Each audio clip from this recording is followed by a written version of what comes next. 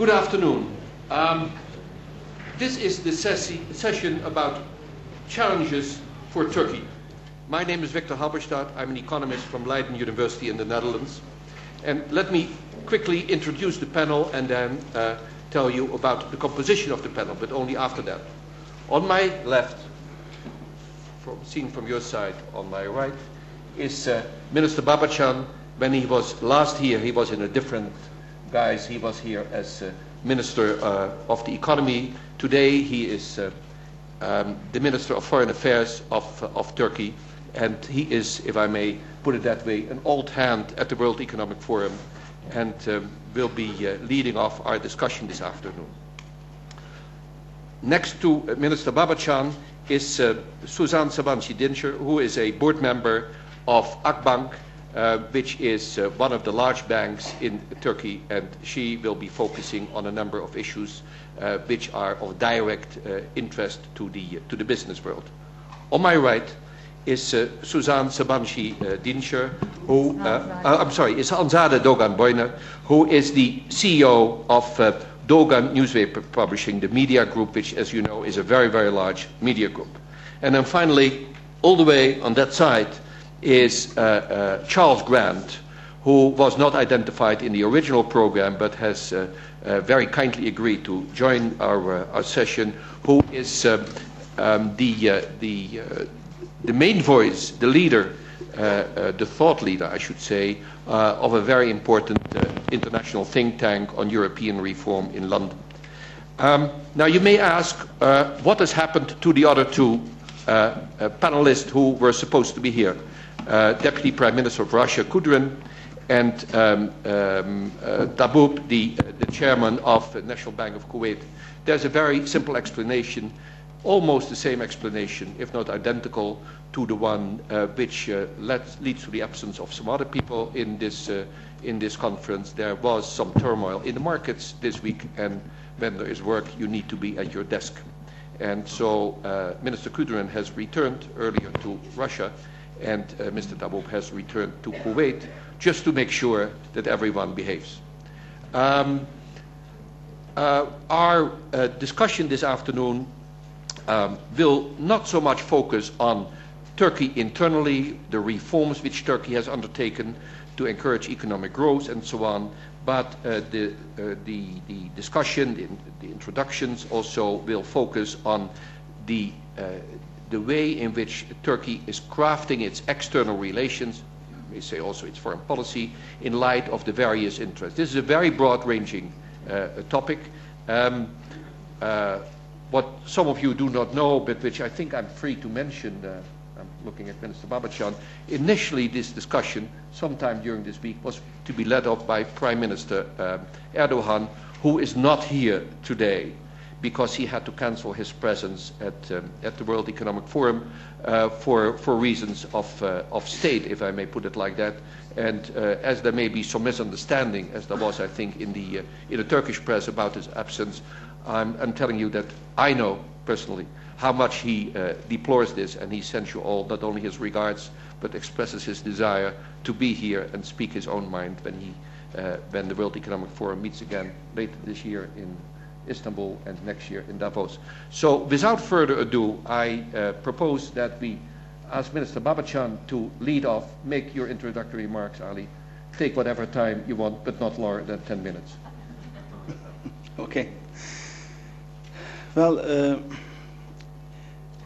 when we talk about Turkey and when we look at what's been happening during the last 5 years and what to expect during the next 5 to 10 years, probably is maybe 3 important words: stability, transformation, and also dynamism.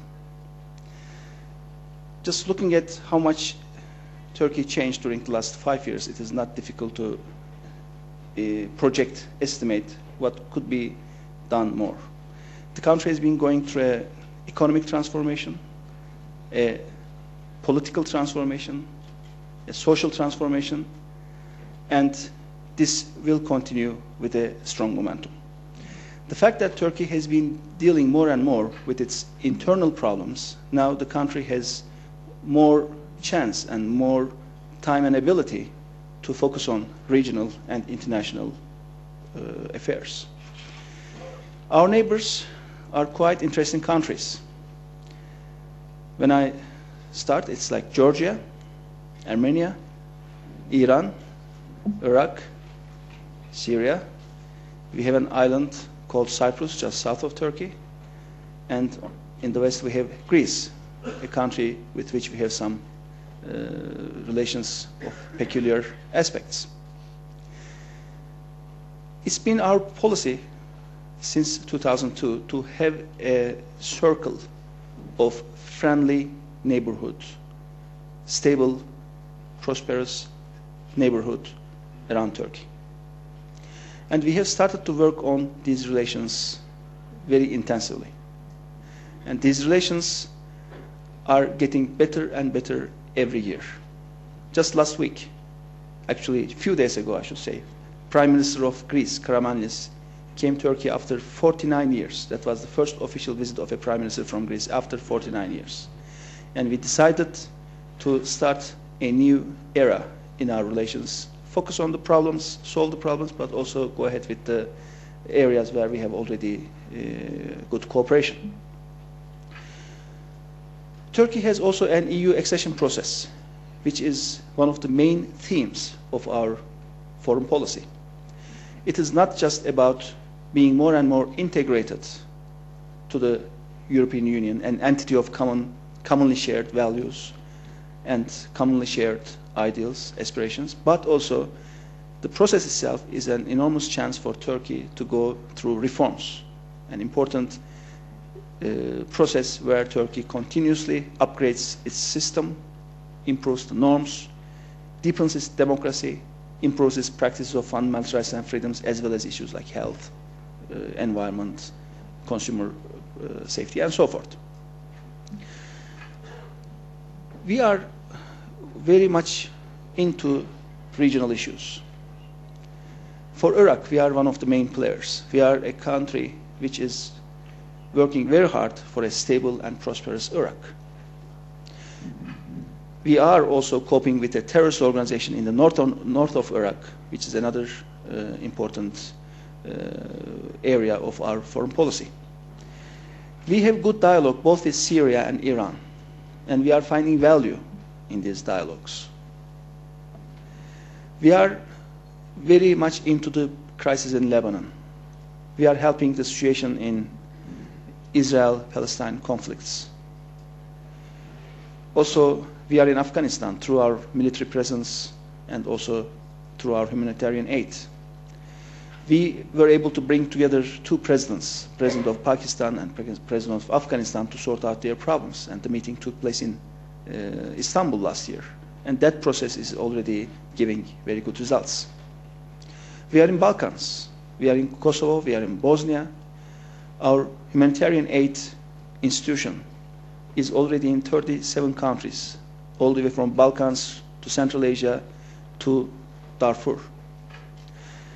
And this year we are going to do more openings to India and Sub-Saharan Africa. We are going to be opening 10 more embassies in Sub-Saharan Africa in 2008. So Turkish foreign policy is becoming more and more multi-dimensional, more proactive, more dynamic, and a country which is right now 17th largest economy in the world, which will be in the top 10 by year 2023, according to our and some international organizations' projections. Why 2023? Because it's the 100th anniversary of the Republic, that's what we are heading. And now we are preparing the infrastructure for our foreign policy, which is going to be the foreign policy of a country which is in the top 10 economies. Because we know that sheer economic power is not the way to go. We have to also combine this with more international appearance and more constructive presence. Our values are very clear. It is about stability, it is about democracy, it's about fundamental rights, freedoms, rule of law, and we just want to just more and more see these happening in more and more countries. Thank you, Minister. Now, this sounds already quite challenging, but more in the short term, what are your two biggest headaches? And leaving aside European Union negotiations, because it's a long-term headache also. That's also a long-term headache, and not only for you. Leave that aside for a moment. Also, there will be another session in an hour's time. We'll be talking about Europe, where you will be sitting with a few European prime ministers, so that will be an opportunity to discuss it. But, and I've given you now 30 seconds to think about it. What are your two biggest headaches? Well, if you ask about the short term, yeah. I think the problems which will keep us most busy in year 2008 is, first of all, Iraq overall and northern Iraq. Cyprus issue, which we think that there is going to be an opportunity window in front of us to work for a comprehensive solution, which we have already discussed with the Greeks and the UN already. It will be about the Armenian issue, which we believe after the Armenian elections in 2008, there could be another opportunity window opening up to sit and discuss about the issues. And also it will be an important year to sort out the problems of Turkey with Greece, because we want a fully normalized relationship with Greece, which is an EU member and which is our close neighbor. You sound as if all these issues which you have just mentioned, those four, can somehow, with some luck, be managed, right? At least you have properly diagnosed them and you know how to handle that, you think, for instance, Greece and one or two other issues. But which issues bug you, make you uneasy, keep you up at night? I know you sleep very little, so what keeps you awake? What's the really difficult issue? Is it, you didn't mention Iran, so I guess that doesn't belong in that category. So what is it? Well, I didn't mention Iran because I just wanted to keep the focus limited to Turkey, because Iran and Iran's nuclear program especially is an international problem, and we are quite active in dealing with that. We are in close dialogue with them because we are neighbors. Our border with Iran did not change since 1639. We have balanced relationships, but on the other hand, we don't want an Iran with nuclear weapon capabilities. And that, I believe, is not just a short-term issue, but it will take probably years to work on. And you asked specifically about what is really troubling me in the region, maybe. I think Israeli-Palestine conflict regionally is at the focus of the Middle Eastern problems. We were heavily involved before the Annapolis conference. It was the first day when I started my job to talk with my counterpart, Condi Rice, about this, about Annapolis process. We were very active to make sure that Annapolis was a success.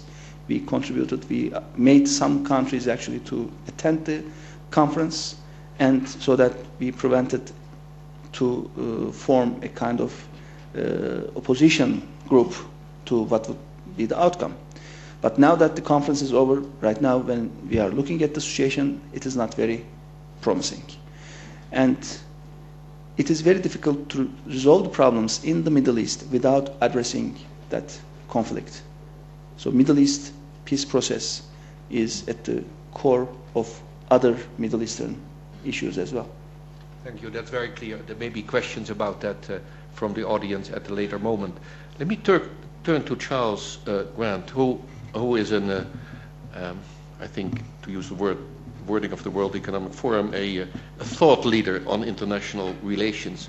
Charles, what are your two biggest headaches about where Turkey is? And again, leaving aside European Union for a moment, though I know you have strong and deep views on that. Okay, well, we'll leave aside the details of the negotiations.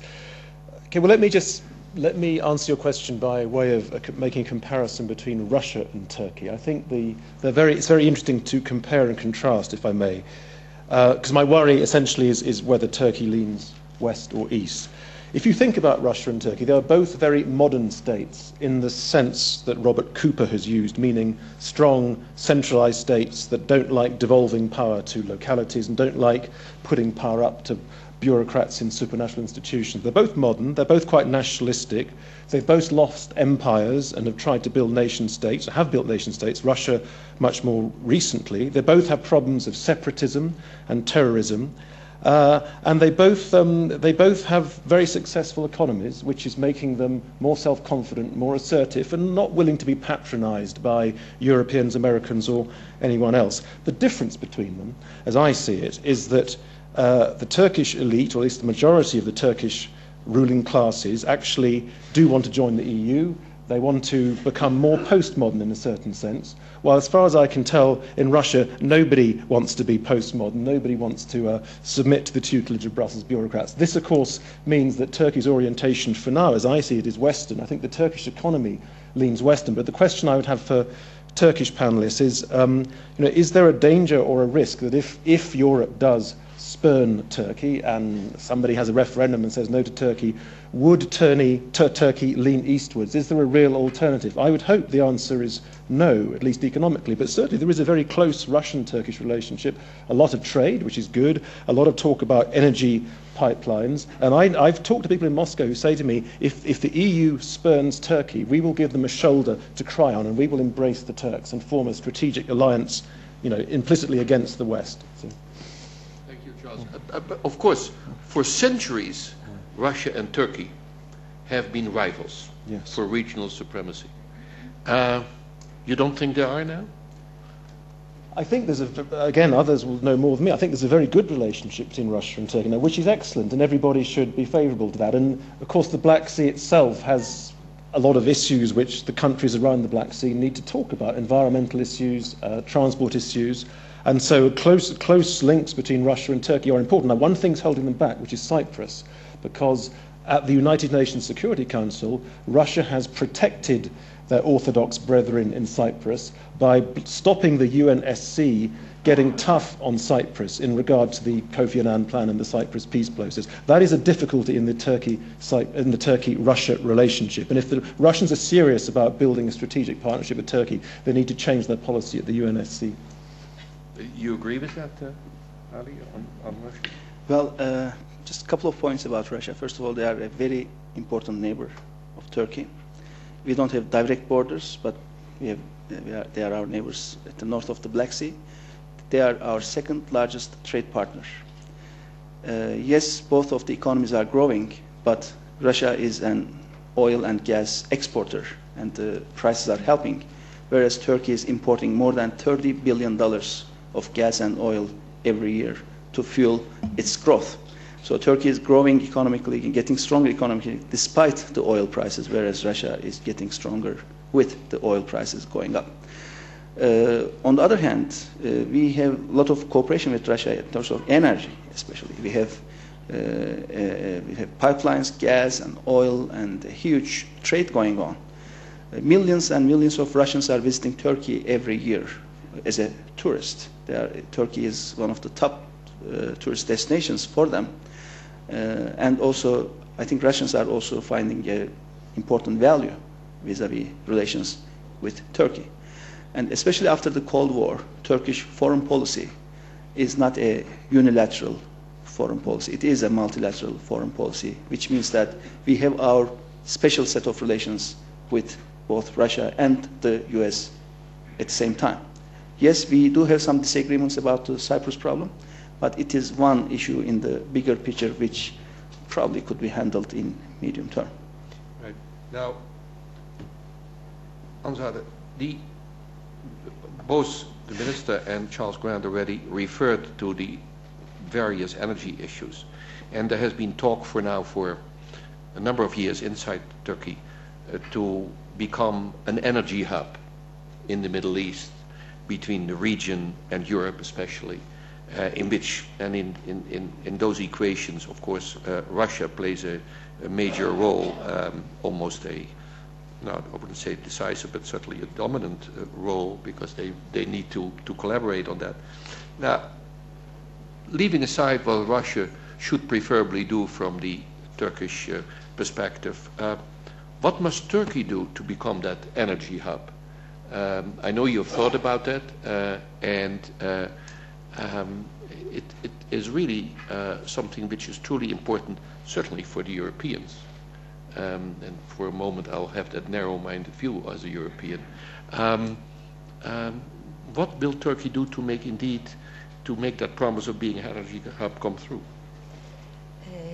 Well, the other night I was talking with a leading European energy expert, and I asked him this exact question that you've addressed me, and he had a rather simple answer.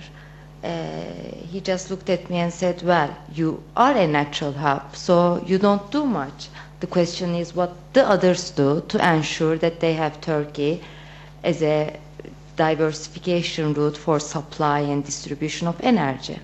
Even though I'm tempted to take his position and give you this simple answer, we know the issue is not that simple. What Turkey needs to do to become a reliable energy hub? Firstly, let me tell you that we've been working very hard to form the right architecture to position Turkey as a reliable energy corridor. What I mean by the right architecture, of course, I mean the internal reforms about our energy policies. We formed a strong, higher regulatory body to issue licenses and to ensure fair competition. The privatization of gas and distribution, gas and electricity distribution is an ongoing process. We have set up what we need to have a transparent, strong energy policy, and we are following vigorously those steps. And we have a strong private industry who is willing to engage in large investments in pipelines to service the neighboring countries, as well as large investments in refineries to bring value add to the crude oil in our region. So internally, we are doing our homework to have a transparent energy strategy. I want to give you a couple of numbers to clarify what we mean by energy corridor. 1/3 of the world's oil and gas production comes through the neighboring countries of Turkey, Russia, the strands, namely Turkmenistan, Uzbekistan, Iran, Iraq. And when we look to Europe, we see a net exporter. Now, I want to talk, when we talk about an energy corridor, of course, natural gas stands out because of the transportation problems. LPG is still expensive, and that leaves the pipelines as a source. So we look at the EU 25, and we see that EU imports 30% of its gas consumption from Russia. Around 130 billion cubic meters of gas goes to Europe through Ukraine, one single pipeline. So just these numbers clearly demonstrates that we need an alternative route. And multiple sources of energy distribution, a fair competition is key to have a sustainable model. We need to have a model that is fair, reasonable, reliable to the producer country, to the transit country, and to the importer country. And all the parties who are involved have to believe to this philosophy with their heart. And I think this conscious belief lies in our energy policy when we say Turkey is a strong energy corridor.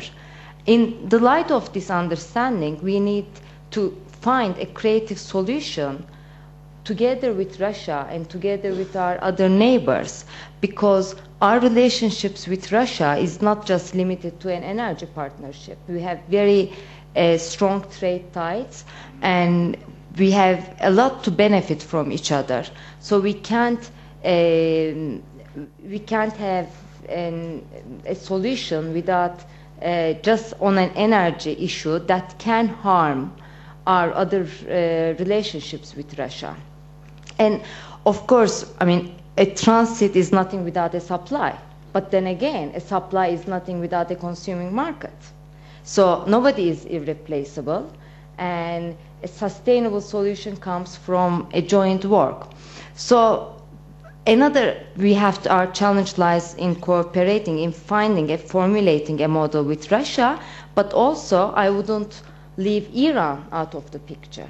Iran today produces 100 billion cubic meters of oil, but more importantly, they sit on 28 trillion cubic meters of proven reserves. Iran is by far the second largest country in terms of production and in terms of proven reserves. So the question with Iran, we are a country, we promote democracy, open society, modernity, and so on, and we are also a direct border neighbor with Iran. So how do we bring Iran to the table, to the game, without giving away from the values that we promote? So those are the challenges we face, and we are a natural hub, and I believe we will rise to these challenges. That's very clear. For that, of course, your own economic house needs to be in order, and I'm not going to ask Minister Babacan whether you feel that you've made progress on that, because you've been responsible for it for so many years. And I believe your successor is in the room, so I'm not going to discuss that. But I would rather have a view from the private sector, and Suzan Sabanci is a banker, and you must have a clear view or a strong view, perhaps not seen from the government's angle, from what the top 2 or 3 priorities are in getting Turkey up to speed, not only in view of these negotiations with Europe, but also, for instance, in view of what just has been said by Hanzade. Yes, of course. As we can look back to Turkey, we see, I think, a tremendous improvement in economy. Turkey has done tremendous growth in economy. For Turkey, I think, from the business perspective, the most important thing is growth. We have to have a sustainable growth in economy. Turkey, with its growth potential, can be a very big asset for European Union and for the world's stability as well.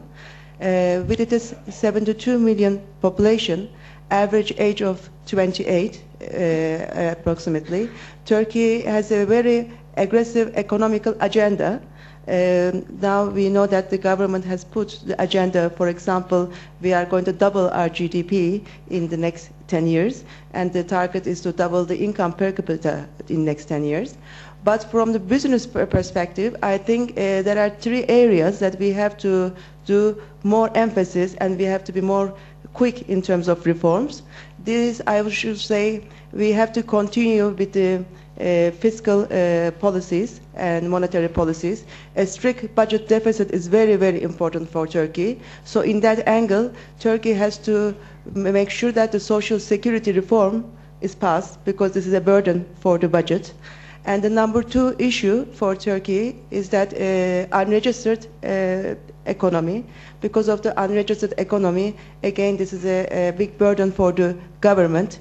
For introducing a better investment climate for local investors and for foreign investors, we definitely have to deal with this unregistered economy and make the necessary tax reforms. And the 3rd issue is that Turkey has 72 million population, a very young population. We have to bring this human capital as an asset to Turkey and to the region. So in that sense, education reform, I think, is very important. In order to have a competitive economy in Turkey, in order to globally compete, we have to reform the education system much faster than before, especially in terms of vocal education, in terms of information technology. I believe that education reform is very important. If we do these 3 important reforms, we as business community believe that it will be a win-win-win situation for Turkey, for Europe, and for the world. I'm trying to think what I have heard over the years from Minister Babacan and others in Turkey, and I just wonder, does the ruling party, the current government, differ from what the business community thinks? Listening to you, it's almost like I'm listening to Ali Babacan a few months ago or a year ago. So maybe there are no differences, which is good, but it would be interesting to bring that out. Or maybe there are major differences, and then I would like you to illuminate. Well, the business community, we are supporting or sometimes criticizing the policies. For us, the policies are the major thing. We are not a political party. But definitely we must say that the present government has got a lot of support from the community for two reasons. One, the IMF was one of the major important anchor, and I think it has been successfully continued for the recent years. Two is the EU, the target for joining the EU and taking the necessary reforms.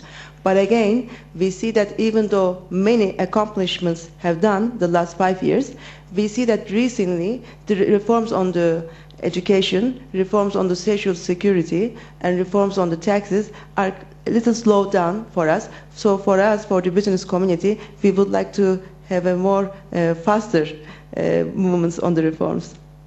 Thank you. That brings us almost to a domestic policy discussion, which we should not do here. We can, of course, but we shouldn't. Let me, if the panel agrees, and I will return to you later during the session. We now have, let's see, we have ample time. We have 35, 40 minutes for Q&A and final round from the panel. So let me first turn to you in the audience. This is a large group, and ask you to speak, to answer, to raise questions.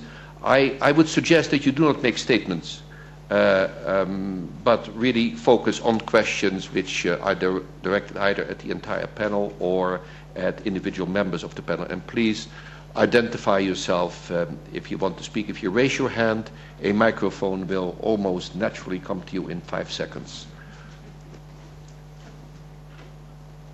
There is a hand in the back and on the front row.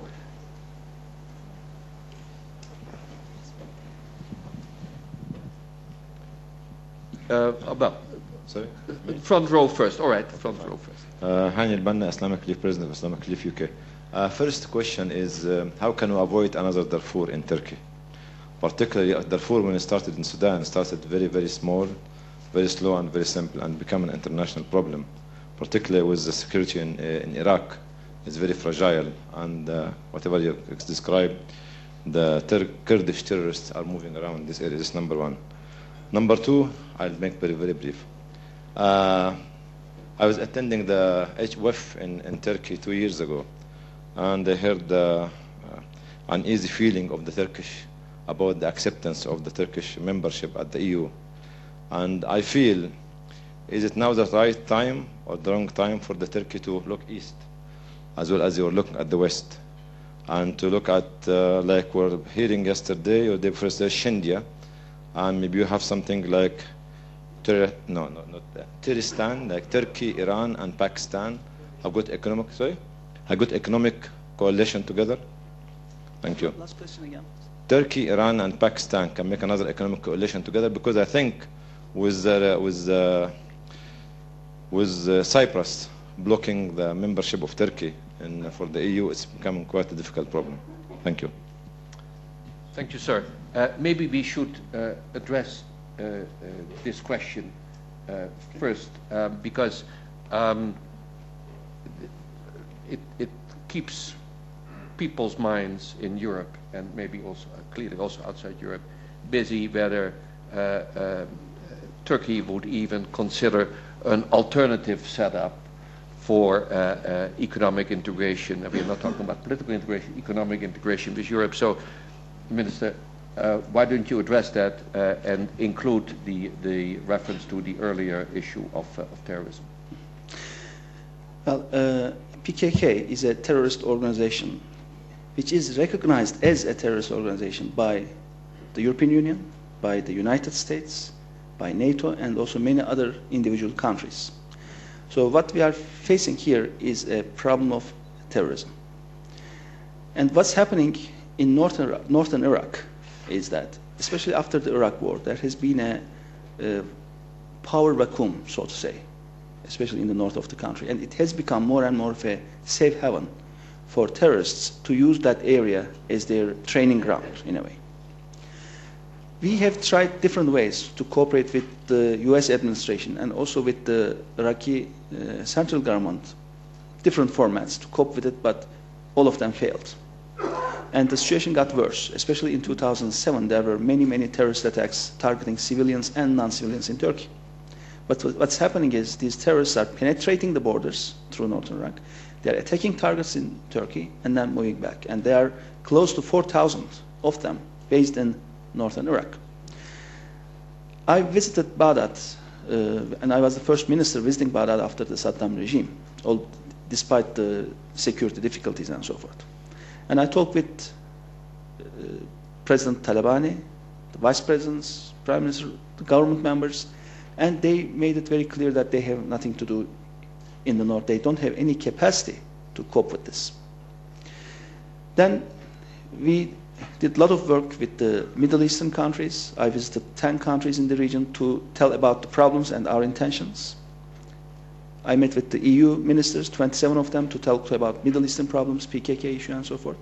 And then finally, we went to the United States together with our prime minister to talk with President Bush about the situation. And we told him that we have decided to act militarily as well as through other instruments, and we would like to cooperate if you also want to. And the answer was positive. PKK was announced as a joint enemy of the US, of Turkey, of Iraq. And we started military cooperation, intelligence sharing, and we started a military operation against terrorist targets already. This is not a problem between Iraq and Turkey. This is not a problem between Turks and Kurds. And our operations are not targeting the people of Iraq. It's not targeting territories of Iraq. It is not targeting the natural resources of Iraq. It is only targeting terrorists and the terrorist organization. So that you put some kind of a similarity with the situation in Darfur, but what we have been doing also is, despite there was a lot of pressure on the government to put economic sanctions towards northern Iraq, we didn't do it. We continue to supply food and electricity and fuel and every kind of thing that they need. Every day, 4,000 trucks go back and forth between Turkey and northern Iraq. There are more than 400 Turkish companies working there for reconstruction work. So we had to also give a very clear message to the people of Iraq that we are neighbors with them, we are relatives with them, we don't have problems with them, our problems are with this terrorist organization. So that the terrorist organization has become more and more isolated, more and more, in a way, alienated, first from the Arab world, then from the Europeans, and then the US, and then also from the central government of Iraq as well. One problem which we are still facing is the administration in northern Iraq is giving some kind of an support, maybe not very visible, implicit support.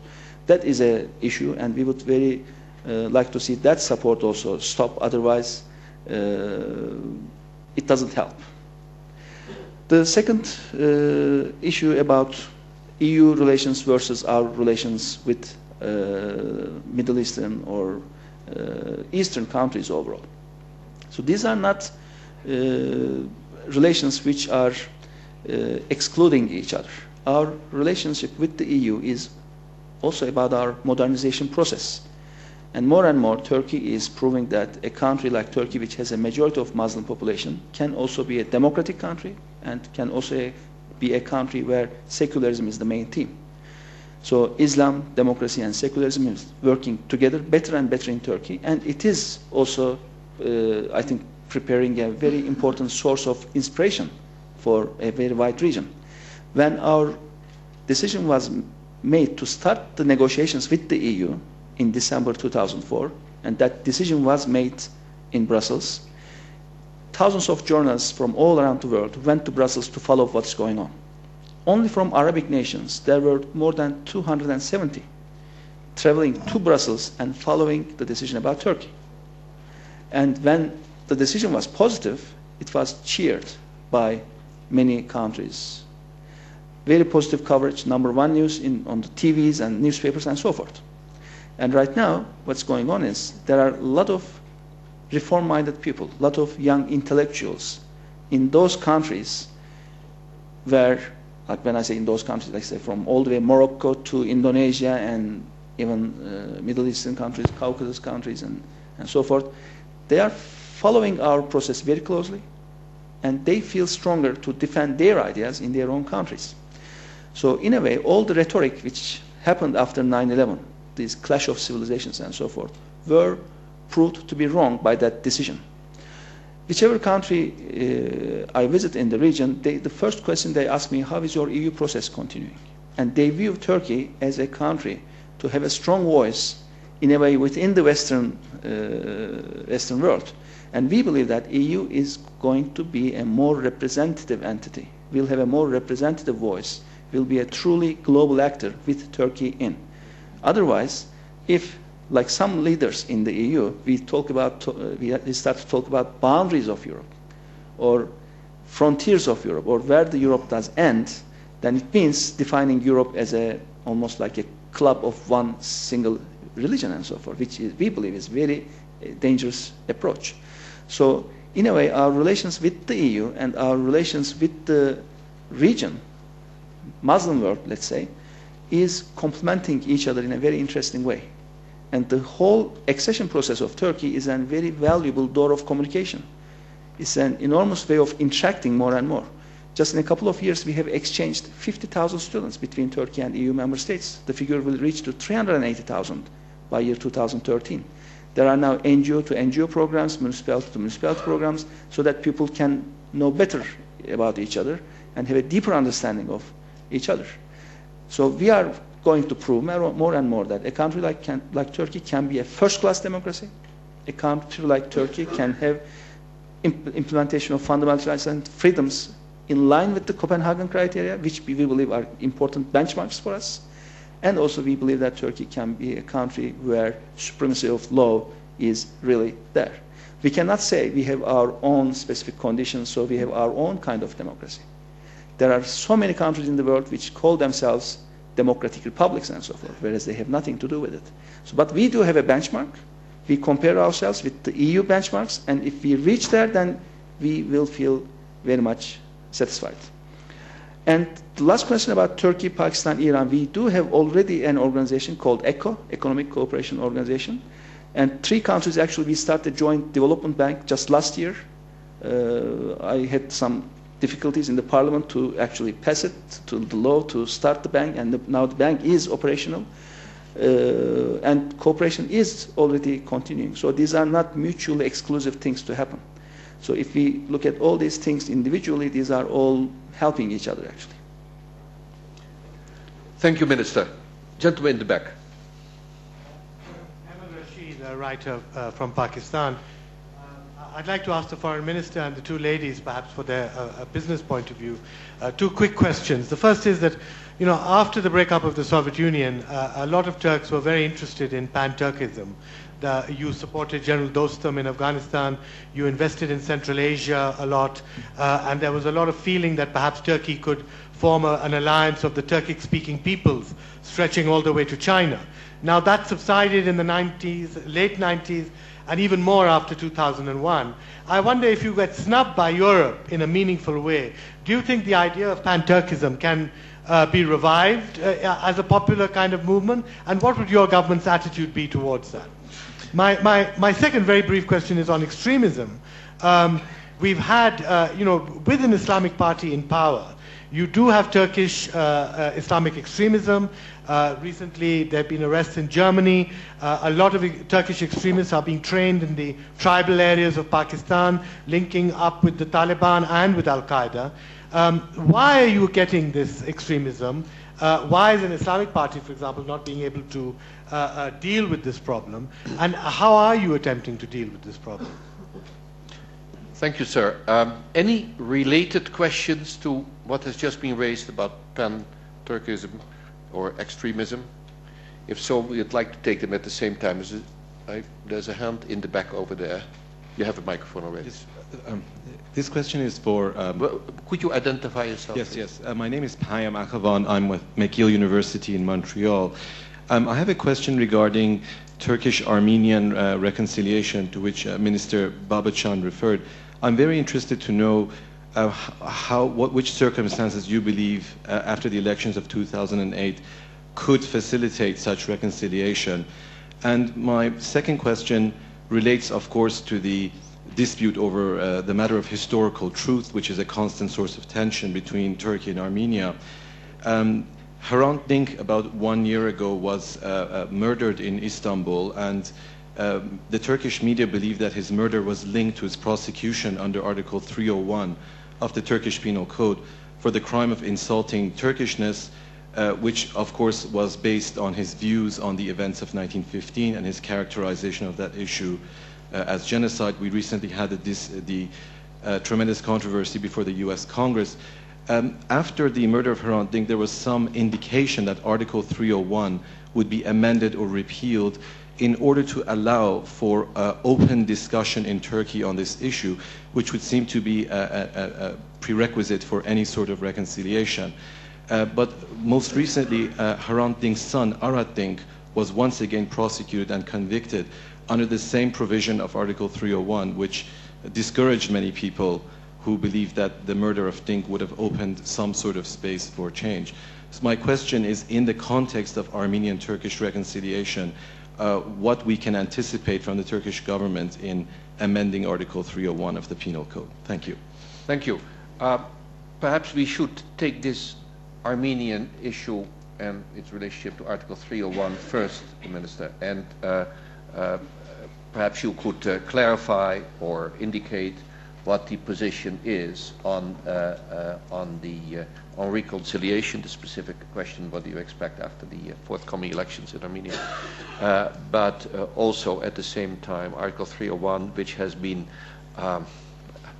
there are very few countries about which we know the numbers of the articles in the Constitution, but somehow 301 almost sounds like a Turkish number. And can you get it off the front page?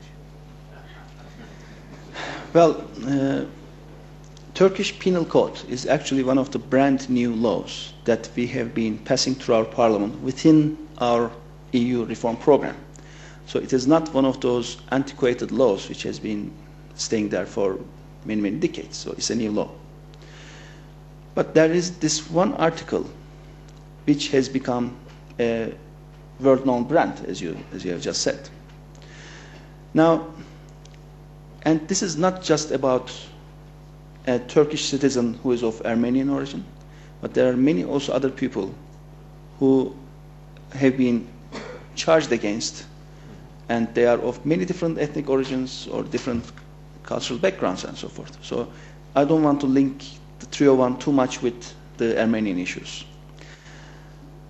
Now, Article 301, as we have already declared, is going to be amended sometime soon. Our Minister of Justice has already been instructed by our Prime Minister to work on it and bring to Parliament very soon and amend it so that this wrong image about Turkey goes away. Because it has been such an article that the perception is if that article stays there, there is no freedom of speech in Turkey. But if we amend it, then there is freedom of speech in Turkey, which is probably not the case, but it's the perception. And in these cases, perception becomes the reality. So we have to do something about it. We realize how important it is, and we are going to amend it. Because we want Turkey, as I said before, a country where freedoms are truly enjoyed to the farthest extent. Freedoms as they are enjoyed in any EU member state. That's our target, that's our goal. Now, coming to the Armenian issue, the problem has been there for quite some time. The Armenian government has been continuously working in the third countries' parliaments to come up with resolutions to call the events of 1915 as genocide. We fiercely disagree. We believe that history should not be written by parliamentarians. We cannot know or learn what happened in the history or not by just parliamentary votes.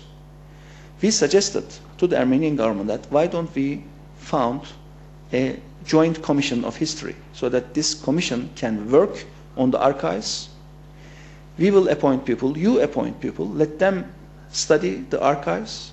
We can put many people from different disciplines of science, so that anthropologists, archivists, historians, whoever, and whatever they come up with, we are ready to face the results.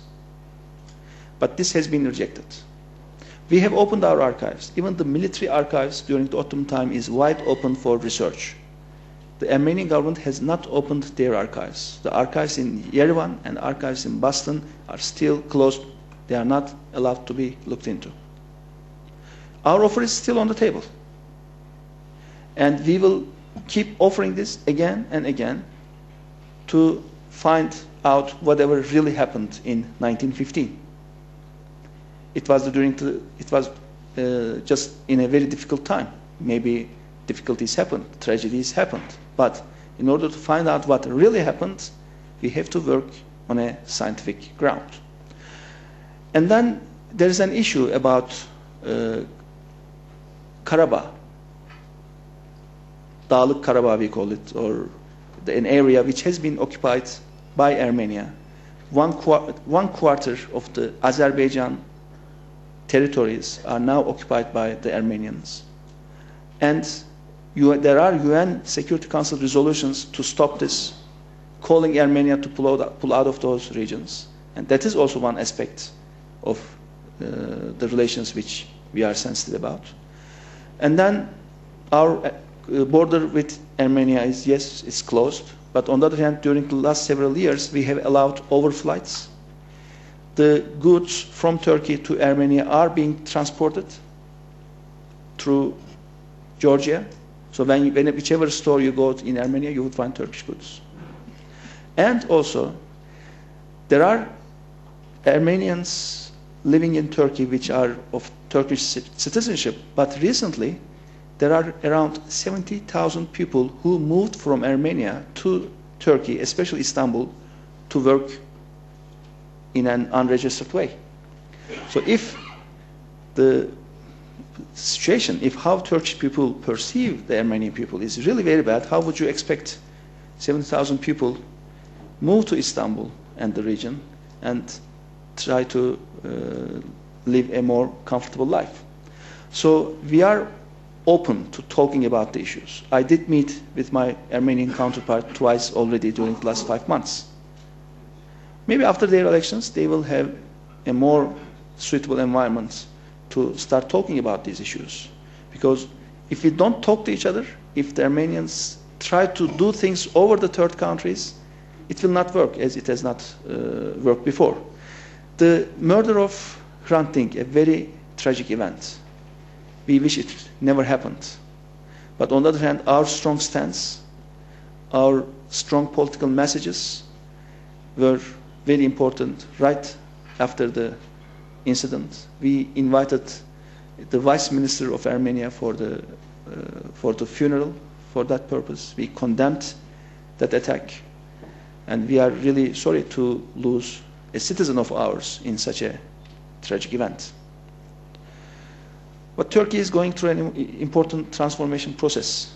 It's also an important mental transformation, a mental reform process which is continuing.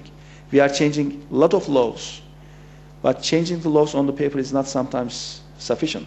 We also have to see the results in implementation. We are changing so many rules of the game, but we have the same players on the field. Police force, judges, prosecutors, who are responsible for implementing those laws, have to go through an important change of understanding, a change of approach to the issues. It is taking time. Probably it will take more time, but our target is very, very clear. So am I going to skip the Central Asia? No, we'll come back to that. Come back to that. Okay. I just want to ask Charles Grant on this Armenian issue, right? Quote unquote Armenian issue. Whether from your perspective as an international relations observer, this is really high on the agenda? Well, Turkey, I think, would need to open its border to Armenia before it joins the EU. But let me follow up on the Dink point to Ali Babacan. You're a great ambassador for Turkey. You say everything that we in the West want to hear, but you don't speak for the Turkish military. You don't speak for the deep state. Some of us who are pro-Turkey joining the EU worry that the armed forces in Turkey are not in favour of joining the EU. They're increasingly hostile to it, it seems. They might try and block it happening. Can you firstly tell us if you think there's a real problem here, or am I exaggerating? And secondly, if you think there's not a problem, can you reassure us that you guys are in charge and you set the policy rather than the armed forces? That, I think, can easily be dealt with. Ali. Yeah, easy question. Now, of course, Turkey does have a history vis-à-vis its military-civilian relations. I think it's no secret that we had military coups one after another almost every 10 years. On the other hand, we are proud of our strong military forces. It is the second largest army after the United States in NATO. When Turkey was a closed country, when Turkey had a more closed system, so to say, maybe all the aspects of that system had to be protected with a continuous, strong entity. Maybe there was some logic, some reasoning behind this and behind preserving the aspects of the republic over there. But during the last 5-10 years, Turkey has gone through an enormous reform process. Turkey is becoming more and more of an open country, more and more of an open economy. And our democracy is deepening more and more. Our people are more and more, in a way, digesting and absorbing what democracy really is. And this has been very evident last summer during the July elections. 84% of Turkish people turned out and voted. Our new parliament is a very representative one. 85% of those who voted are now represented in our parliament. We have more than 400 TV channels right now, 1,100 radio channels. All are private except a few. And there is freedom of media, freedom of expression, which helped a lot during the last elections process, I should say. And we are also more and more of a connected country. During the last 2 years, we have distributed 500,000 PCs to primary schools only. And except maybe a few, almost all the primary schools in Turkey are now connected to internet and have computer labs. So whatever happens around the world, 7-8 years old kids can learn it in a couple of minutes. Contrary to probably what would be expected, the more Turkey becomes an open country, our alternatives are becoming more and more limited. The reform process is becoming more and more irreversible. Because after opening that much, anybody who dares to close the country to any extent will face serious difficulties. An open country, an open society, as long as democracy is functioning, as long as cultural differences are perceived as diversity and richness, as long as there are a lot of common values which keep people together, which we are developing more and more, this kind of a country does not have many choices, but only one important way to go, which is being more democratic, being more open, better and better practice of fundamental rights and freedoms, and these will be the new source of strength for Turkey, the new source of strength to preserve our system overall. So maybe new roles will be more dominant for some of our institutions. And at the end of the day, what we want in Turkey is a stable country, a prosperous country, a country which does not become a country where extremism reigns, not a country where any kind of authoritarian regime is possible, but a country which is in a truly functions in a truly democratic way. So with all these new concepts becoming more and more visible in Turkey, I think all kinds of issues which you mentioned are not going to be even an issue. We just have to make sure to do everything which guarantees that Turkey stays and continues to improve in all those issue. So we had maybe different sources of strength in the history, in our recent history, but now we have more and more new source of strength which will take away probably all the fear, whatever fear there is. Charles, you're convinced? The fact that Ali Babacan didn't answer my question directly, I think, tells us something. Well, not every culture has to have the same kind of bluntness. Yes, as the Dutch and the British. Yes. As the Dutch and British do. Yes, true. We have 10 minutes left, and in those 10 minutes, the two questions. Yes, sir. So don't need no excitement. You have asked two specific questions. I will ask the minister to address those questions in his final observations. I want to see whether there are any other issues which people would like to raise in the room, because we must be out of here in 10 minutes' time. Yes, there is in the middle of the room, there is an arm. I cannot see whether it's a male or female arm. It's a male arm. My name's Dan Smith. I'm with International Alert, an NGO in London. I'll keep the question very short. It was a little bit of a surprise that in the press coverage of Prime Minister Karamanlis's visit, the emphasis was on Halki almost as much as on Cyprus. And my question is really, what about the Aegean? If there is now an improvement as between Greece and Turkey possible in the short term, is it finally possible to sort out the Aegean issues? The minister will include a response to your question in his final remarks. It's the gentleman over there. Matuk Janna from Saudi Arabia. A lot of banks and financial societies, they look at Turkey as the next point or the next station for really investments. However, a number of those activities are related to how Turkey can represent in handling Central Asia market, particularly those who have used the Turkish alphabets, okay, in their languages like Uzbekistan and others. And having Iran in the middle, how can you establish a formula that the whole business society can work comfortably with this and have their hand extended to Central Asia as well, having Iran in between? We heard about a swap project, okay, in Iran without any details. Thank you. John Chipman, whom I had overlooked and had raised his hand. Microphone is coming. And then I return to the panel. I'll start with Suzan for first reaction, then Hanzade, then Charles, then the minister.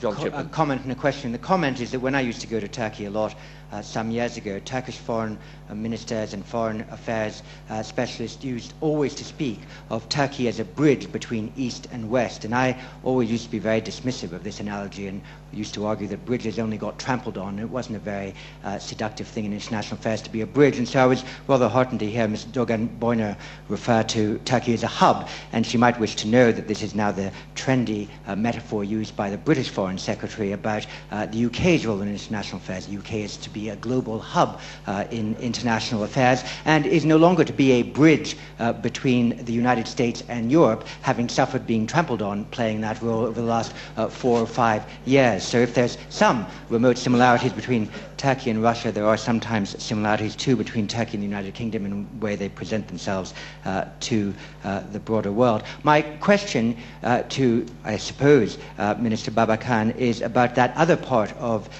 Turkey's Iraq headache to which he did not refer, and that is your policy towards Kirkuk. Turkey has a very clear interest in Kirkuk, but you run some reputational risk in pressing that interest very hard. There has been reports about support by Turkey of the Turkmen population in Kirkuk, and even special forces supporting Turkmen who some have said had links with Al-Qaeda. And so I wonder, how far will you go in defending your position in Kirkuk, and what is your current policy towards Kirkuk? Thank you, John, and apologies for trying to limit you, but we have only 8 minutes left. I'm going back to the panel, start with Suzan, address whatever issue you think is important, no more than 2 minutes. Okay. Yes? As I have mentioned before, Turkey's aggressive GDP growth and income per capita growth and the targets for the next 10 years, is a big appetite for the foreign investors, especially the financial investors.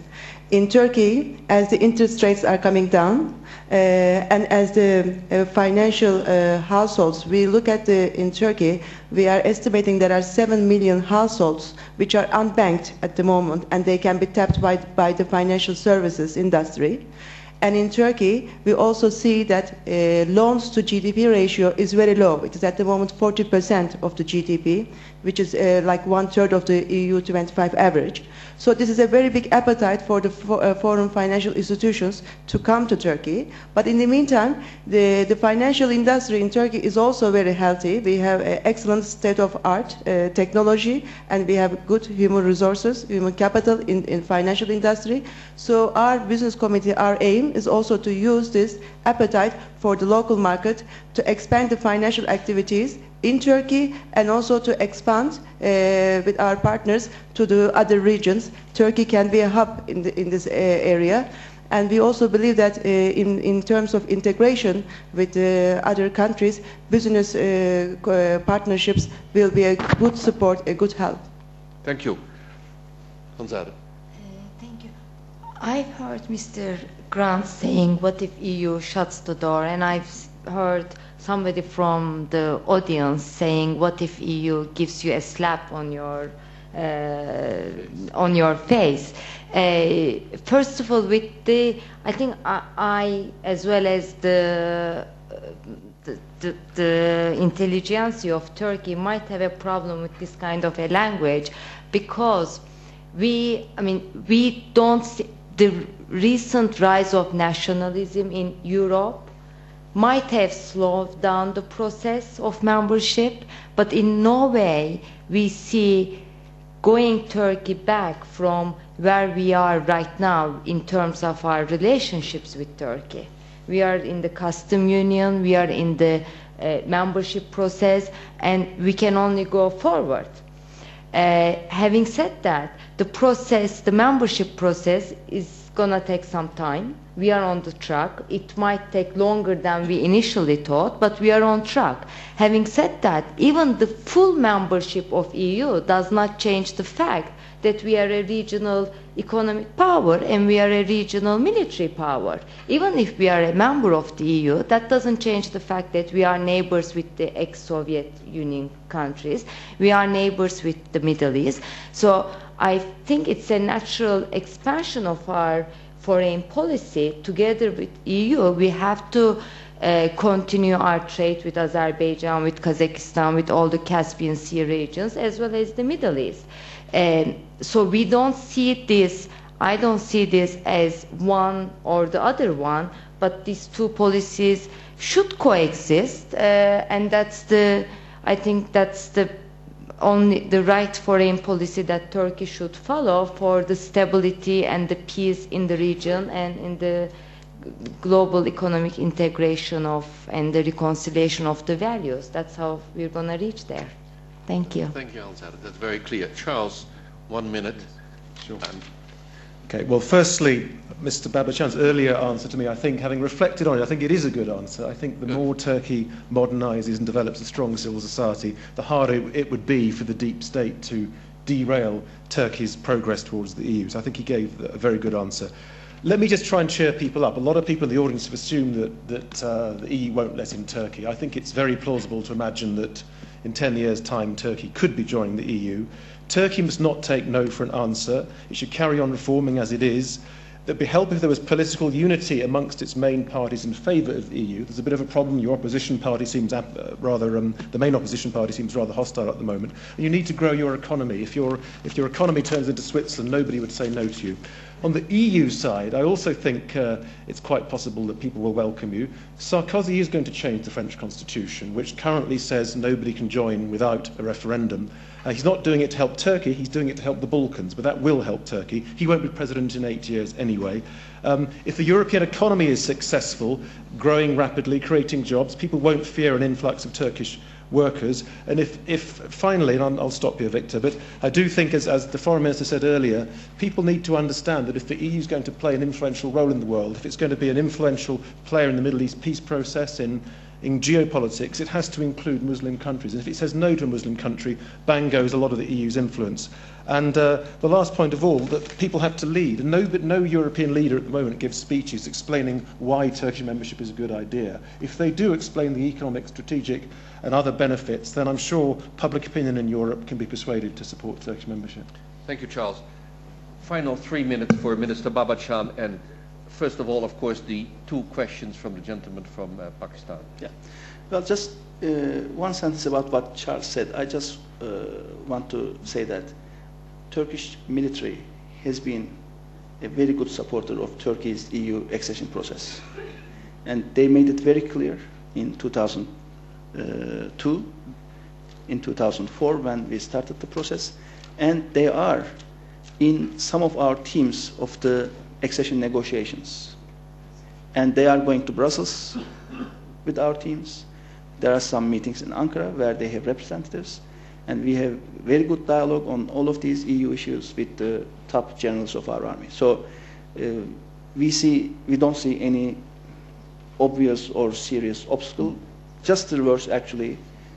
They see that Turkey is on the right track, and they are supporting the EU process of Turkey. Although it is not like a black and white thing, which you wanted maybe for me to answer, but it is a transition process which we are trying to steer in a successful way. Now, about energy issues, if we have to use a term for Turkey, bridge, I also tend not to use term bridge. But for energy, specifically for energy, Turkey is more and more seen as a hub because Turkey is on the way of the energy resources and a big energy market called Europe. And after maybe Russia, Norway, and Algeria, Turkey is providing the fourth main route. And it is very important for Europe to diversify its resources. And Turkey seems to be a very reliable long-term partner in that diversification process. I don't want to count one by one the projects or the already implemented pipelines and so forth. There are many, many of them continuing. Now, about Kirkuk. Kirkuk is a, okay, if we look at Iraq as a summary of the Middle East, as a model of the Middle East, because there are different ethnic backgrounds, different religious sects represented and so forth. And Kirkuk, as well as some other Iraqi cities, are multicultural cities. And the multicultural aspects of those cities have been there for centuries and centuries. So our policy for overall Iraq is very clear. Political unity, territorial integrity, preserving and even strengthening the multicultural aspects of the Iraqi cities, and Kirkuk is one of those cities. Whatever needs to be done has to be done in consensus of the existing communities living and working together in Kirkuk and in some other cities as well. No unilateral action should be made. And we have been making these very clear with the Iraqi central government, with the US administration, and we are finding out more and more that they are quite recently, especially in line with our approach towards those issues. And it is not just about Turkomans living over there. We want a stable Iraq. And if something goes wrong, whether it is Kirkuk or another multicultural city in Iraq, it could trigger a lot of other difficulties. We are concerned about the future stability and security of Iraq, and we don't want any unfortunate event to trigger events which could bring negative consequences. Now, the question about the Halki seminary that has been discussed, yes, during the press conference of my Prime Minister and Prime Minister Karamanlis, and also Aegean issues were also in the press statements of the two Prime Ministers. We are going to tackle with the Aegean issues as well. I already instructed my pupil to have the first meeting before Karamanlis arrived Turkey. It was 18th of January, where our teams, two teams, met in Istanbul. The second meeting will be done in a couple of weeks in Athens, and we will continue these rounds until we find a commonly agreed solution to the Aegean problems. The Central Asian countries, yes, language and maybe a common history is an important common point, which is strengthening the ties of Turkey with those countries. But these are not things good enough to have any kind of further alliance. So we have to have better economic relations. We have to have better political relations. We are aware of the increasing Russian relations with those countries, especially after Russia regained its strength. And those countries, some of those countries are important resources of energy, becoming more and more of a global players in the field of energy, which also puts our relations in a very special place. We do have already mechanisms and organizations bringing Turkey and the Central Asian countries together. From time to time, we have summits. We have different international organizations bringing leaders, ministers, NGOs together from time to time. And we can do more of it. And we believe that our strengthening relations with the Central Asian countries will be also of value to Europe and to the US. And the last question about extremism. Now, our view is very clear. Extremism or violence, which is done or conducted in the name of any religion, should not be tolerated. And no religious institution, whether it is a mosque or a church or a synagogue, should preach violence or extremism. Especially during the last years, I should say, the word Islam and terror has been used together quite frequently, or Islam and extremism, Islam and violence. This is not the right thing to do. We have to understand that extremists could come from very different religions, very different religious sects. And terror does not discriminate between targets. And terrorists could hit targets anywhere. No country, no region in the world is immune from terrorist attacks. And we believe that our reform efforts and what we are doing in Turkey and in our region is probably one of the means of coping with extremism worldwide. Thank you very much. A moderator at the World Economic Forum has two privileges. He is entitled to a 15-minute wrap-up. I will not do that this time. His other privilege is to say what he doesn't like about the session. What I don't like about the session that has ended. Thank you all very much. We must leave the room.